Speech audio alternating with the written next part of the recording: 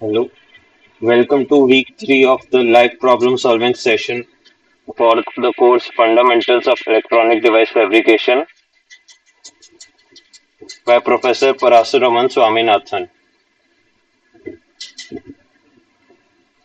The, about the course, so it's being taught by Professor Parasuraman Swaminathan from Department of Metallurgical and Material Engineering, IIT Madras. And this this week we are in the third week where we'll learn more about the fabrication processes and process evaluation. Some details about me. My name is Mayank Goyal, and I am a research scholar in the Department of Electrical Engineering, IIT Bombay. And my research is based on nanoelectronic devices based on 2D materials. So, a quick recap of week 3, where we learn more about fabrication operations. This week, we are learning about etching and deposition, in which we learn dry etching and wet etching, and different materials used in etching, and also different types of deposition like CVD and PVD. Then we learn about metallization, the different techniques that are used for metallization, what are front end of the line, back end of the line processes, and what is polishing like CMP. Then we go to process evaluation where we learn about metrology, which is physical characterization of your devices and also defect detection processes. So now we come to a summary of this week 3 shared by Professor Parasuraman. So first, wet etching. So in wet etch, you first create a mask over your layer, a mask which can be a resist layer or a mask of another material like an oxide or a nitride, and then your your wafer is dipped into an etchant solution. Like in this case, we are etching silicon. So we have made a silicon oxide mask. So also silicon nitride can be used as a mask, in which the etchant reacts with the silicon and converts it into a different product which is removed from the wafer. In mostly the silicon etching is done in KOH. So like you can see here, for SiO2 common etchant is HF or ammonia fluoride. Ammonia fluoride. It is done at room temperature, and the etch rate that we get is about 70 nanometer per minute. And if if we do it in an acetic acid ammonium fluoride solution, then the etch rate we get is around 100 nanometer per minute. To etch aluminium, we use phosphoric acid and combination of phosphoric acid, nitric acid, etc. at 40-50 degrees Celsius, and we get a 200 nanometer per minute etch rate.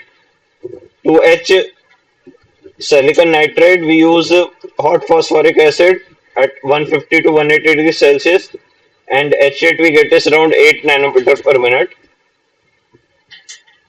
For polysilicon, we use nitric acid, water, HF mixture, and we get around 100 nanometer per minute etch rate.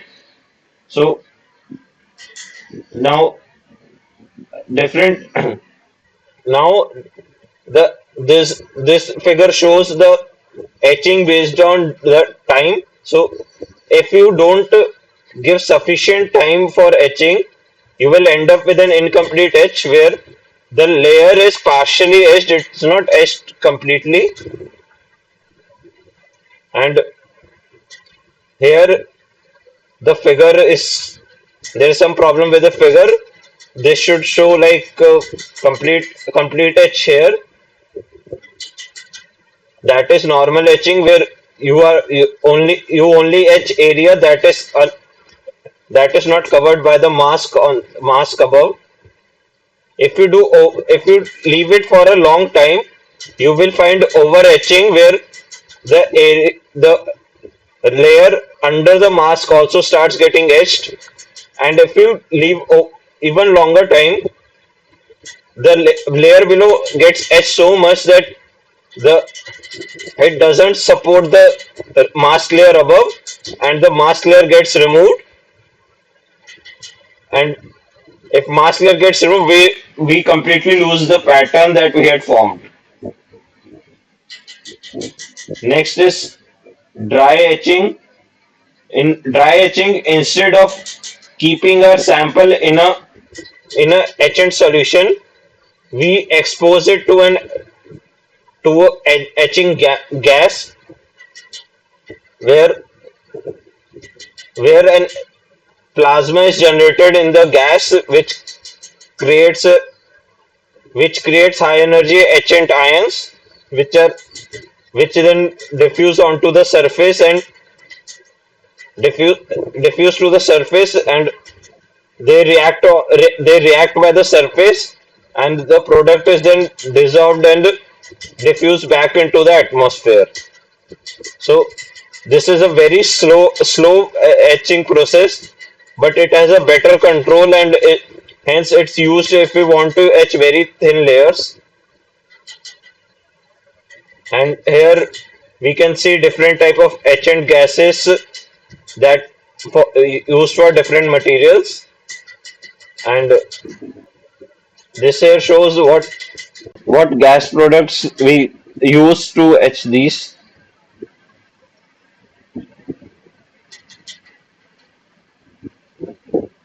So here you can see if the difference between a wet if you do a wet touch, you will most likely end up with an undercut where a partially below the resist layer is also etched, whereas in dry etch you will mostly do not see any undercut, and the remaining pattern is exactly as the mask pattern.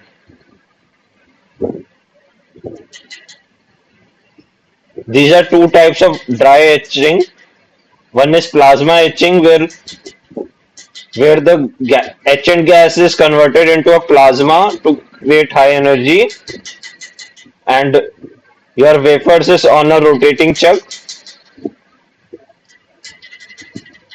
So this is still a chemical removal, as the etchant is reacting with the surface of our wafer and chemically reacting to create a different product that is then removed from the surface.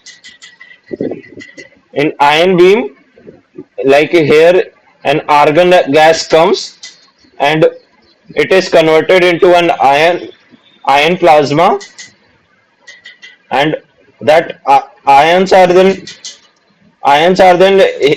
impinged onto our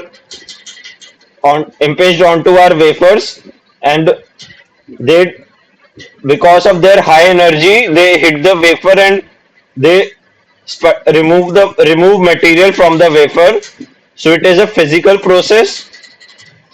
One difference between a chemical process and a physical process is that in a chemical process the etching is selective. That is, it will etch out one material, but it won't etch out another material, or it will etch another material at a very slow rate because of chemical selectivity.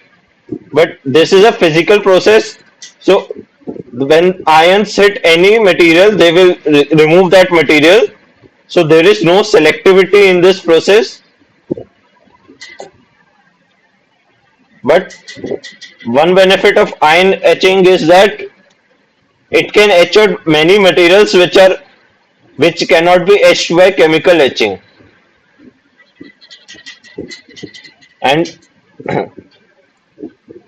And another is that it is a very directional etching because it will only etch out in the direction that the ions are coming, whereas since it's a plasma, the ions plasma ions, etchant ions, are all over the wafer, and there is no directionality here.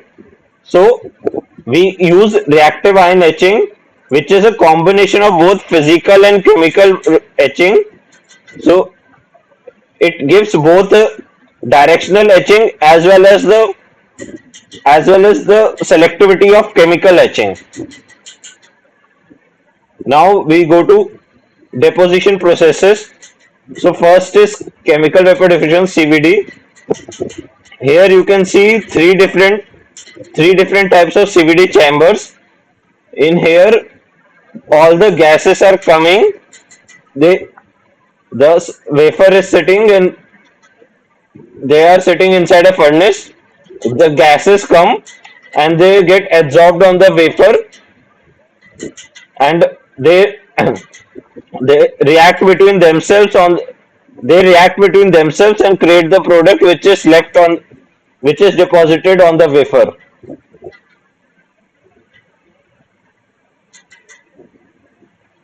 In this case, the gas flow is the wafers are sitting over an heated chuck, and the gas flow is coming from beneath the wafer,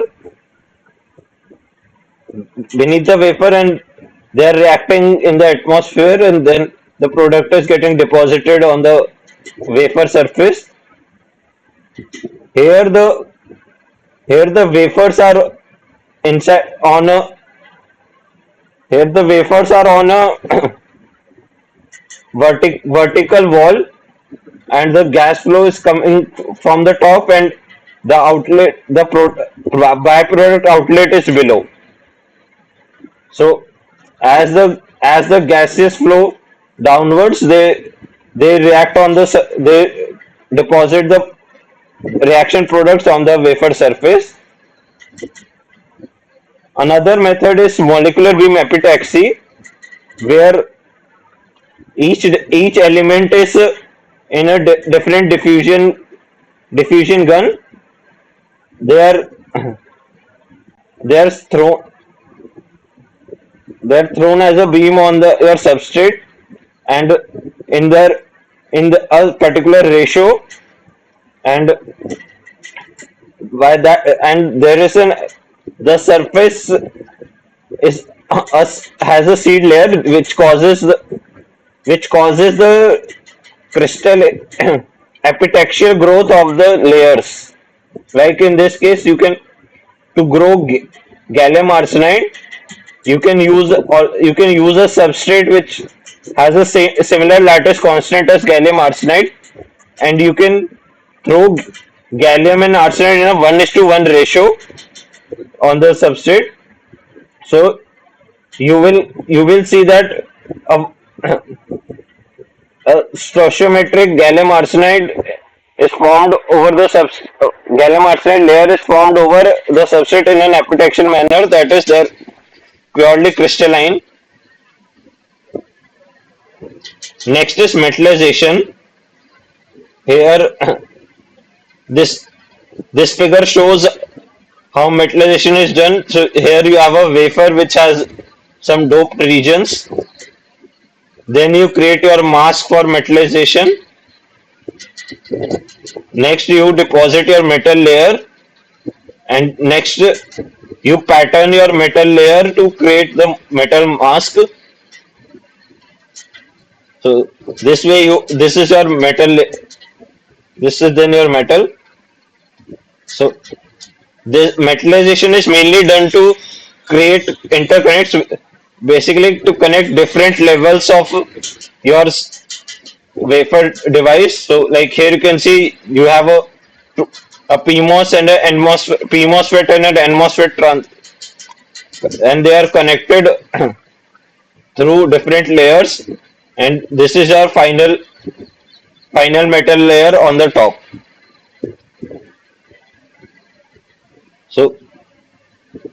these these metals in betweens are called metal interconnects. Your these are interlayer dielectrics, and the black layer you can see here, these are your silicide and diffusion barrier layers. So these these these are these layers in between two layers is called your via contact vias, and then this below side is your wafer. So metallization is called a back of the line process, and your main transistor device is the fabrication of a transistor device is called a front of the line process, and all your metallization is your back end of the line process. So this distinction is to prevent copper to come in contact with your silicon. So first you first we fabricate all the transistors and other devices on our wafer in the front end of the line process. Then we create a diffusion barrier on our wafer, and then it goes to the back end of the line process where all this metallization and interlayer dielectric depositions are done.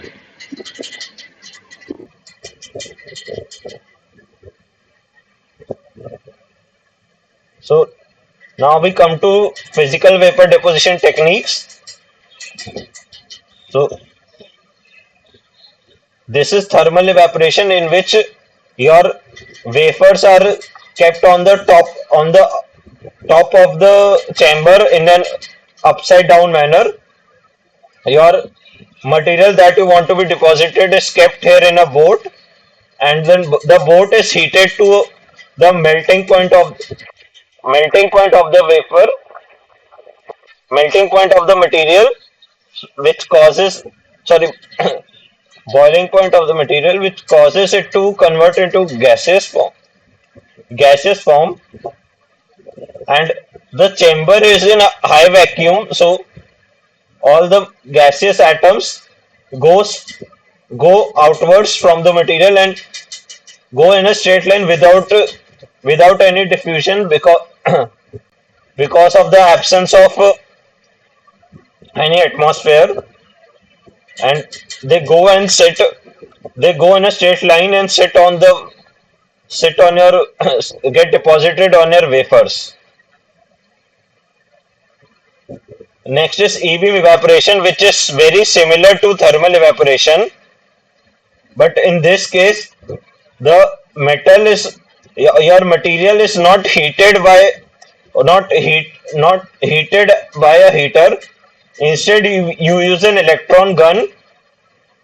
So which cause so an electron gun is used, and an electron beam is used to hit your material, which creates a molten region, and from that molten region your particles go upwards in a straight line. Third method is a sputter deposition, in which argon ions or some inert gas ions are your material to be deposited is called target. It hits your material and causes atoms and ions to get removed, causes molecules to get removed from your material, which are which are then given a direction towards your wafer by either an RF source or a DC source, and this way they get deposited on your wafer.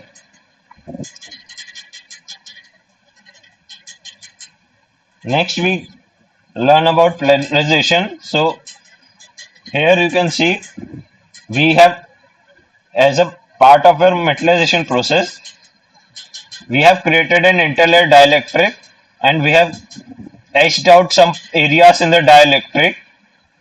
Next we deposit the metal in this dielectric over this dielectric, But as you can see, due to the thickness variation, we see a roughness. We see a roughness in the metal surface. So to create a planar wafer, we do chemical mechanical polishing, which removes excess metal as well as planarizes our wafer. And you can here you can see that we create trenches and vias in our metals. So trenches are used to make electrical connections on the same layer. So trenches, you can say this is a trench, and via is used to create connections between different layers. So you can say this is a via, where it connects between a bottom layer and the upper layer.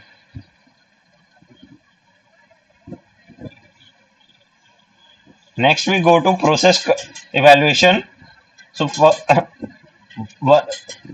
to create to measure the resistivity of our layers, we use a four-point probe setup in which four probes are four probes in a straight line and equally distance are touched to the surface of our wafer.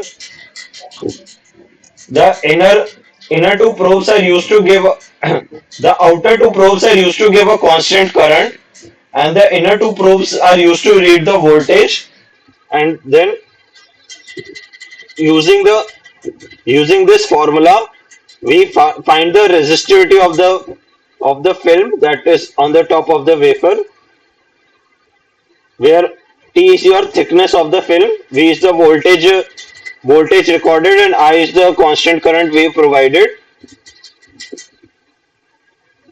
And this then can be used to measure to see the doping also, N type and P type. And this can then be used to measure by creating bevels on our film. We can use four point measurements to measure the resistivity at different depths, to get a concentration profile, dopant concentration profile, to see the depth of the N type layers and the P type layers.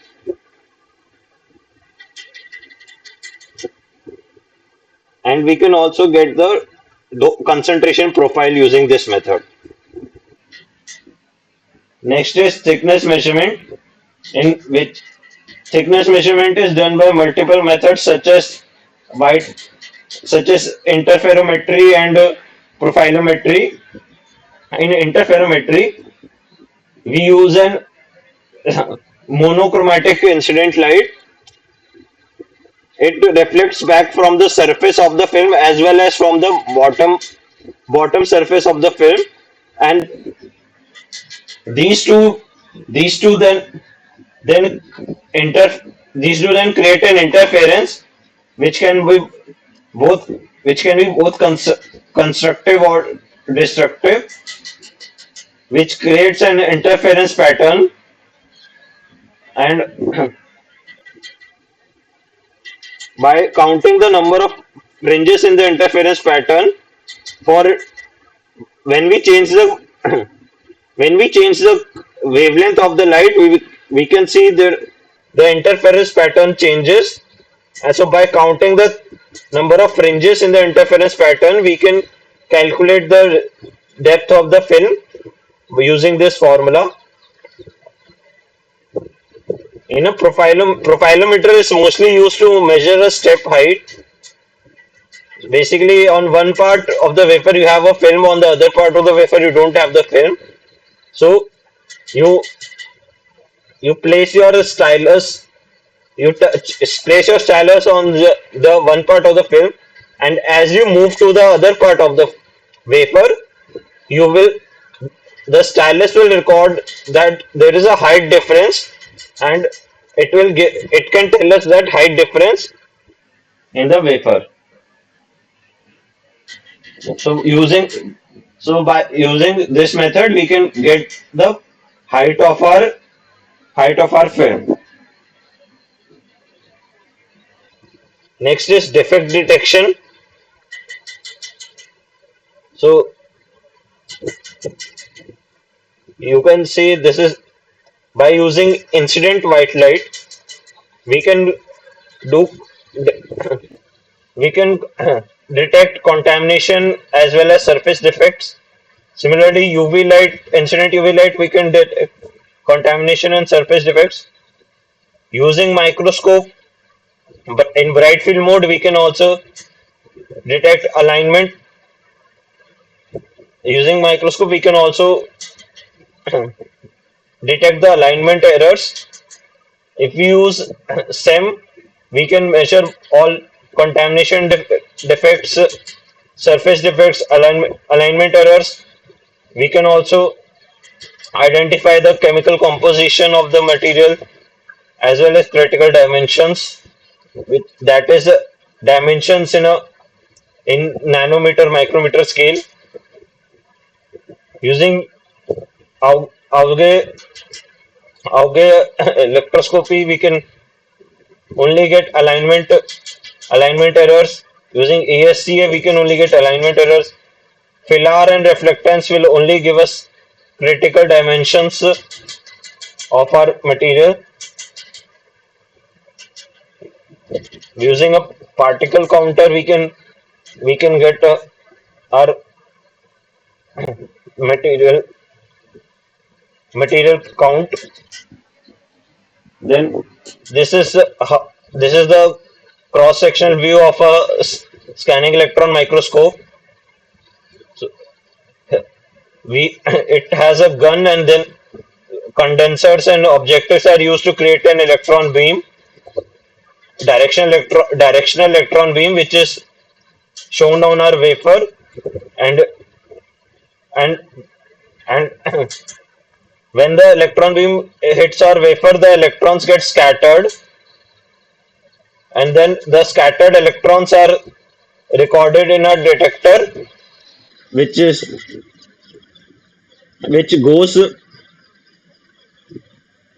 which then goes through an amplification method and gives out the final image, and then we use it to scan a region on the wafer, as well as magnify or zoom in or zoom out on the wafer, which which is which is done by our objective lens, which causes the electron beam to deflect, and this creates a scan and magnification.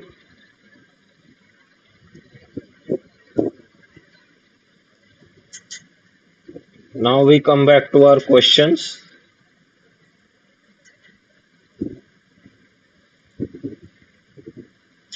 Practice questions. So first question is, a common etchant used to remove silicon is HF, KOH, HPO4, H3PO4.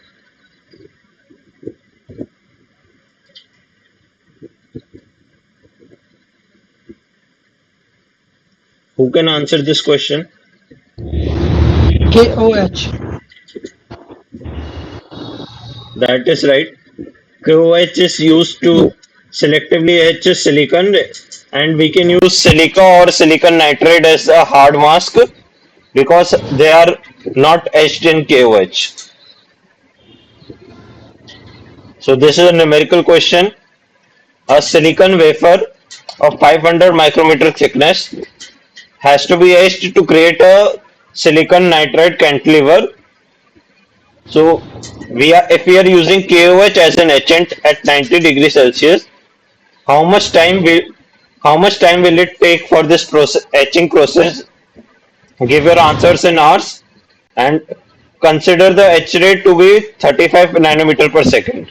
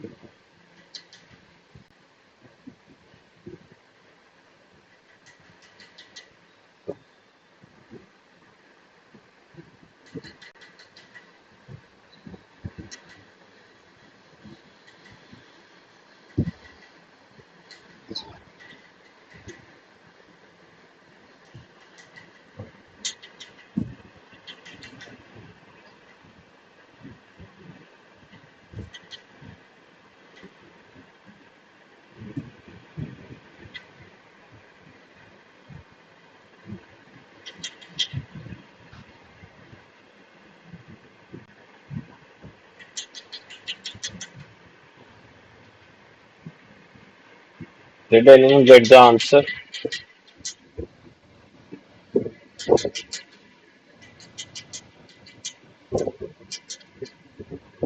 Four. That is correct. It's just simple division.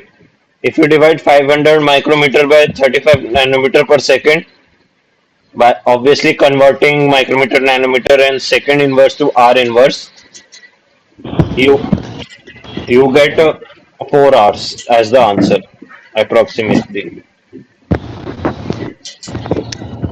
Next question. During lithography, which of the following is or are not desirable? So note that more than one option may be correct. Overetching, undercutting. And also isotropic etching. So we the desirable is only anisotropic etching because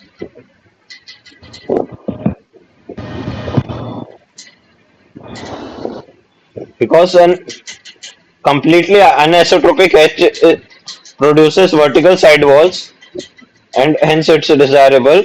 If the if it is an isotropic etch, then we will get an angular angular walls because the etchant will etch some part below our resist also or and if if we etch for a longer time, then we will see that a lot of material below our resist will get removed, which is called over etching, and undercutting is the result of over etching where material below our resist is removed. So this is called undercut. The material is cut under the resist, hence it's called undercut. And if we don't control our undercut, we can see that it can result in resist lifting also. Sir, Yes, sir, wet etching is anisotropic or isotropic? wet etching is mostly isotropic, but in some cases we get a directional difference, that is like in KOH case, it will etch silicon 100 direction faster than silicon 111 direction. So and that creates slight anisotropy, but mostly it's an isotropic. So hence hence you need to optimize the time you are optimize the time of etching so that you don't get a huge undercut. A slight undercut is fine, but huge undercut will result in a problems for you. So you need to optimize the time. Okay. And dry etching is anisotropic. Dry etching is mostly anisotropic, but there is very small bit of isotropy there also. So hence again optimization is the key here for all cases. Okay, sir. Dash is a physical vapor deposition process in which energetic inert gas ions impinge on a target material which is then deposited on a substrate. Thermal evaporation, E-beam evaporation, sputter deposition or atomic layer deposition. Sputter deposition. That is correct. Sputter deposition. In thermal evaporation and E-beam evaporation, your deposit deposition material is evaporated and the gaseous atoms then go sit on your wafer. In atomic layer deposition, it's not a physical vapor deposition method, it's a chemical vapor deposition method where you send your material precursor materials one by one and they react on the surface of the wafer and the product Product is then deposited on your wafer.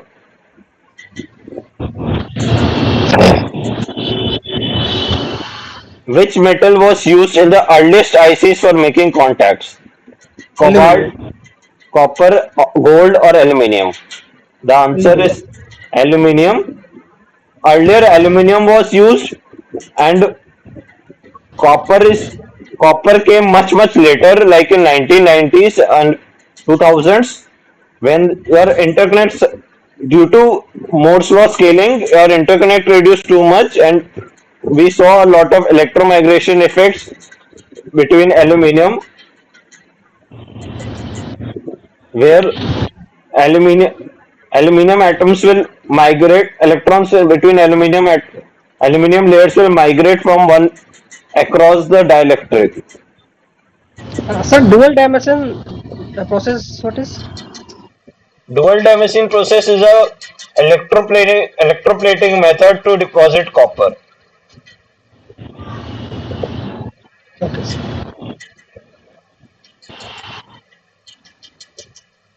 Next question. The layer used to provide electrical connections between two horizontal layers of interconnectors called trench, via, ILD, or aluminium. Via. That is correct. It is called via. Via is used to provide electrical contact between two layers of interconnects. Trenches are used to make electrical contacts between same layer metals of same layers. ILD means interlayer dielectric, which is used to separate different metal layers, and aluminium is just aluminium.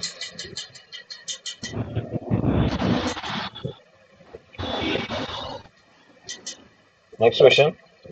The barrier layer for copper deposition is typically grown by CVD, nitridation, electroplating, or PLD. Electroplating. That is the wrong answer. You you are depositing the barrier layer, not copper. CVD. CVD. CVD, sir. Yes, CVD is the answer. So barrier layer is most commonly deposited by chemical vapor deposition method, and it is preferred because it creates a thin uniform barrier layer, and the which is of very good quality and prevents effectively prevents copper diffusion. The precision and control offered by CVD makes it the preferred method. There is you can other methods are also used. Electroplating is not used. Nitridation is used. You deposit your metal like titanium or tantalum, and then you create nitri- nitrides nitrides of them to convert titanium or tantalum to titanium nitride or tantalum nitride, which is used as barrier layers. PLD is also used instead of CVD, but PLD does not give a uniform film and does not give as good an uniform film as CVD. Hence, CVD is the preferred method.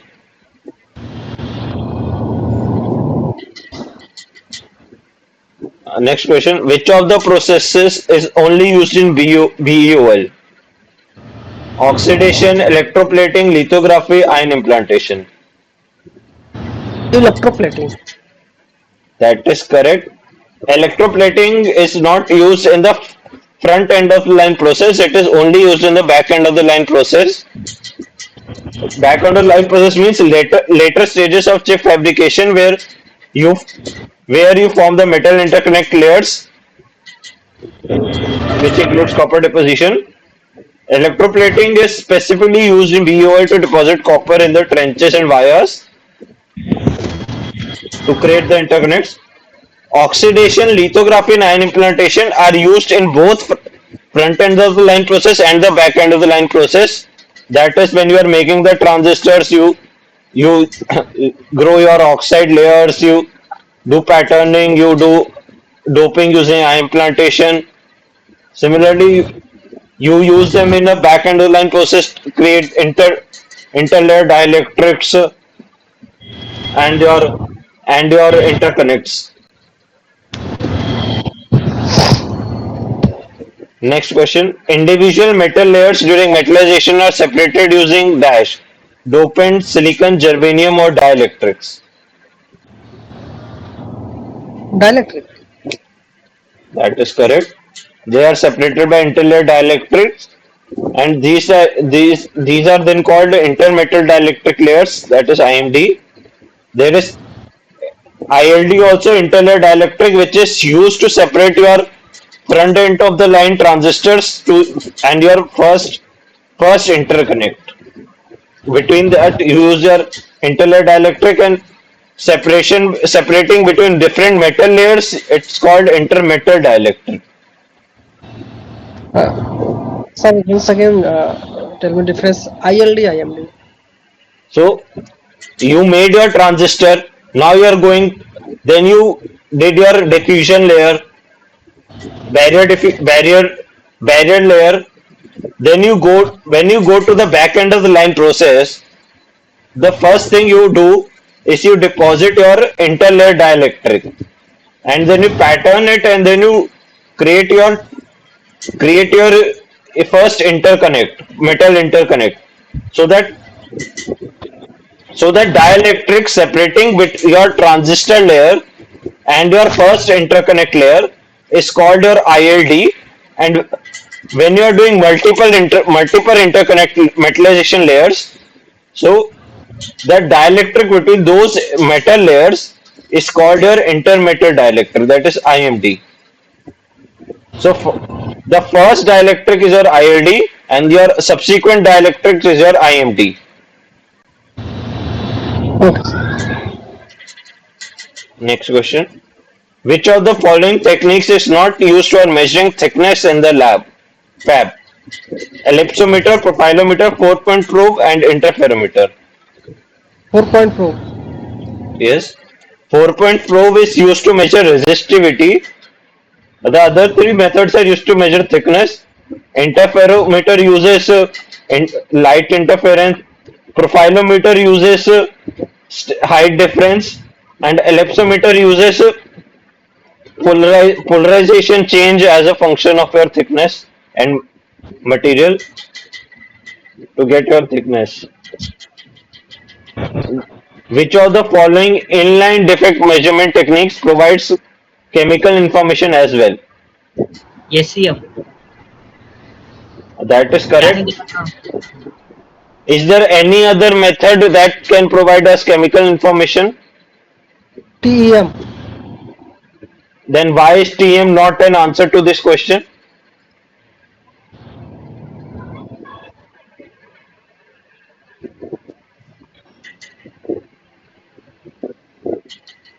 You said both SCM and TM give chemical information. Then why is SCM the answer and not TM?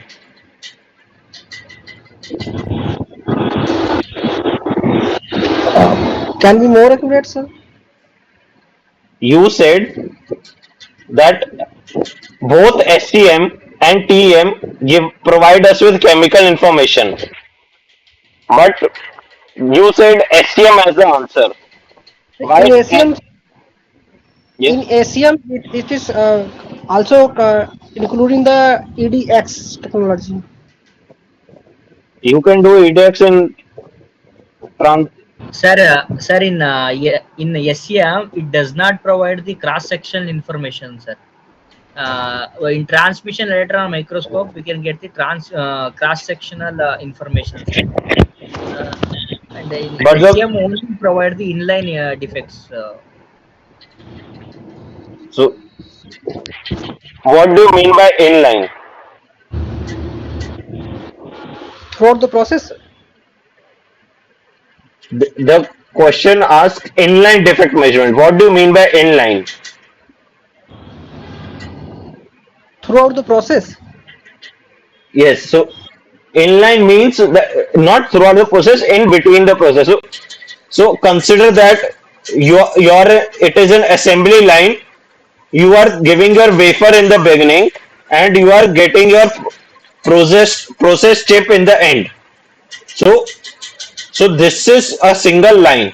and any process you do in the between is called an inline process. But if you are if you are taking your wafer and some point in between and measuring and doing some process out, another thing, doing some process after which you cannot put the wafer back in the same process, that is called an offline process. So TM is an offline process, it's not an inline process. Because in TM you have to destroy your sample to get do TM. So TM is done on very thin samples. So you have to thin down your sample to do TM, and by thinning down your sample, you are basically destroying the sample. That's after doing TM, you cannot reuse that sample. You cannot reuse your wafer. Hence, but in SCM, after doing SCM, you can continue with your fabrication process. Hence, SCM is an inline tool where TM is an offline tool.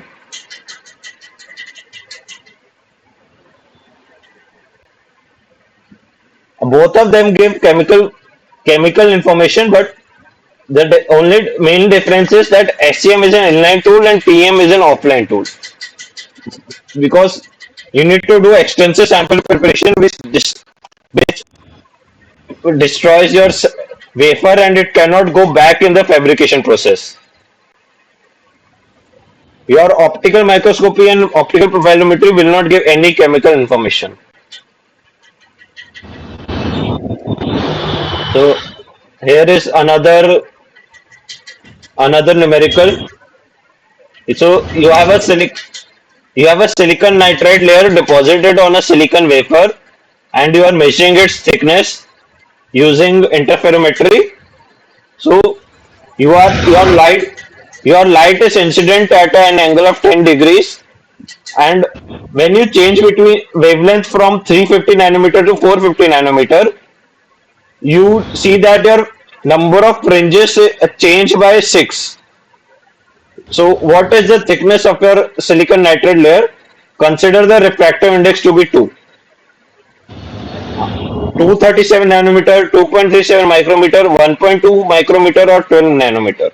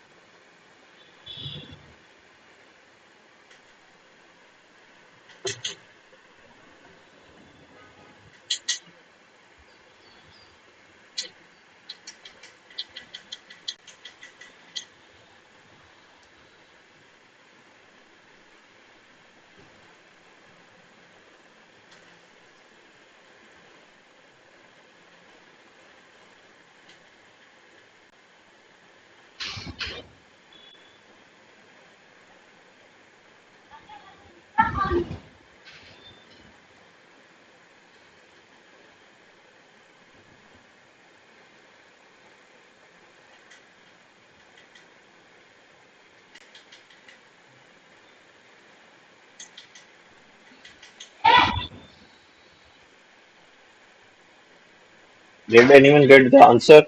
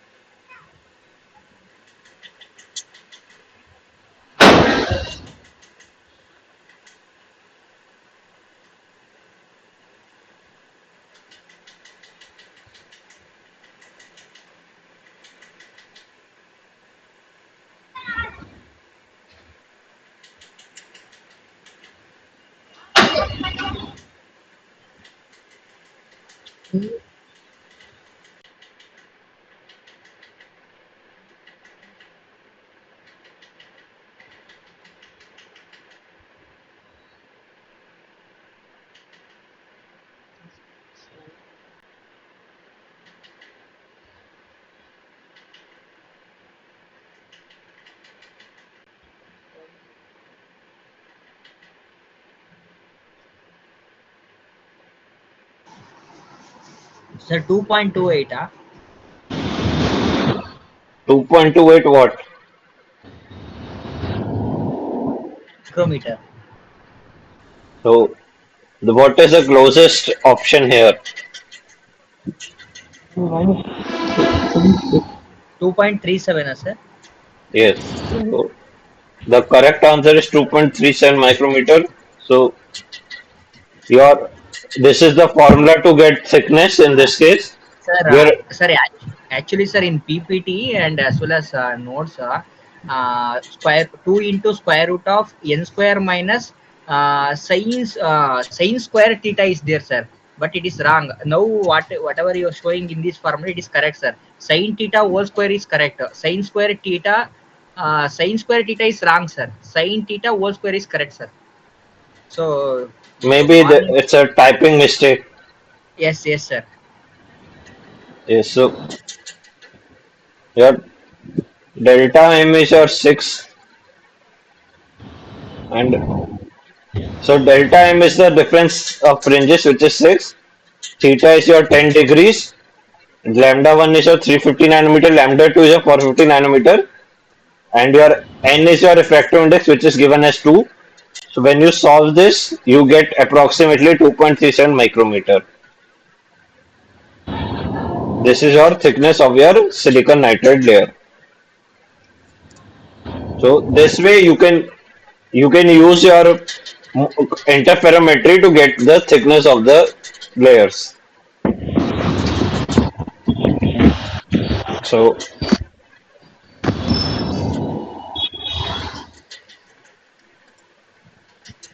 that Sir, is I have one question, sir. yes. Sir, in first stanza, sir, one question is there. Uh, 1 minute, sir, please. Uh, Sir, in case of, sir, dry etching process, one diagram I seen in the PPT, it is related to diffusion, absorption, reaction, dispersion. All four things are there in that PPT, sir. But which one is not valid step relevant to the dry etching, sir? Diffusion is not relevant, or absorption is not relevant, or reaction is not relevant, or dispersion is not relevant. We have to choose out of four. One is not relevant to the dry etching process, but in PPT you mentioned all four. We don't have clarity related to this one, sir. In dry etching, which one is not a valid one, sir? I cannot help. I am not allowed to help you with your assignment questions. No, sir. No, sir. It is not. It is not related to assignment, sir. See here, reactive gases are there, sir. In that, absorption also there, reaction also there, and dispersion also there, and diffusion also there, sir. So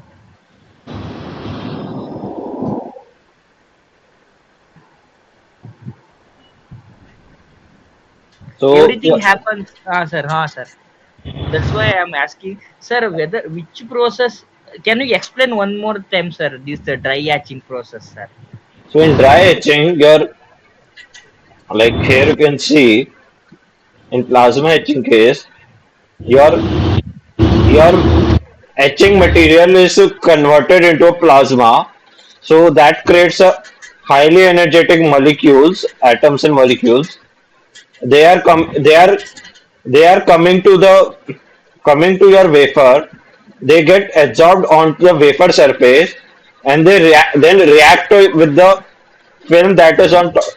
That they react with the film below them, and after the reaction, you the product that we get dissolved from the wafer.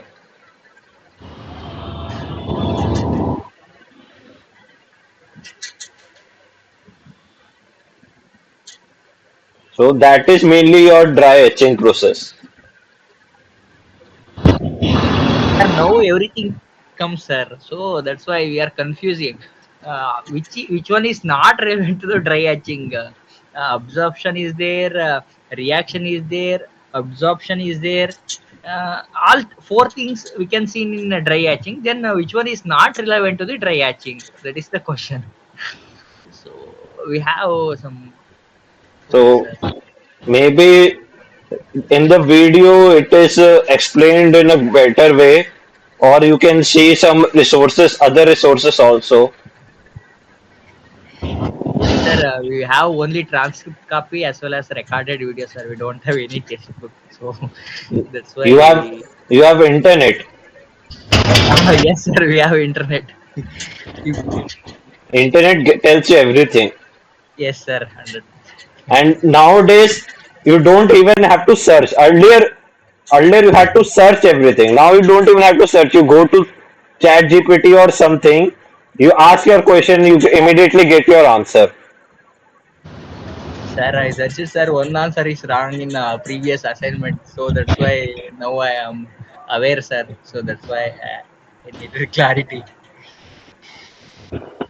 I mean, you have to use your brain also. You can't believe everything ChatGPT says, but it is a it is a very good tool to use to save time on searching on Google. Yes, sir.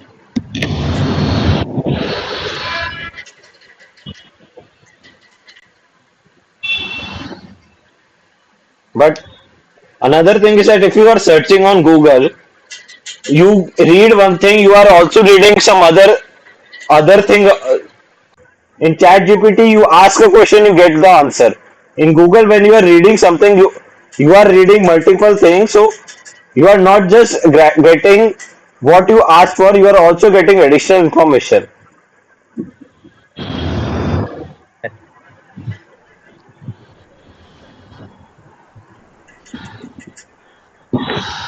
But one question, sir, the gaseous molecules, they reacted on the surface of the wafer, sir. So, is it possible to diffuse inside the atom, sir? Gaseous molecule gaseous molecules have the enough strength to diffuse within the wafer or within the atomic structure or not, sir?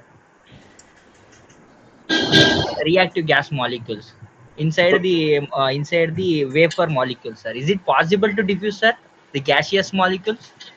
See, they have some energy, they can diffuse till they lose that energy.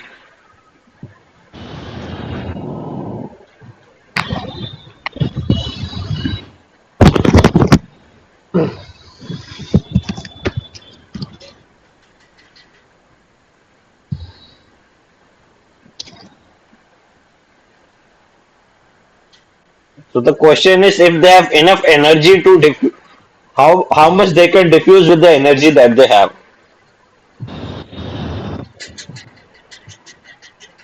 This is not a high temperature process though. All the energy that they have is from the plasma.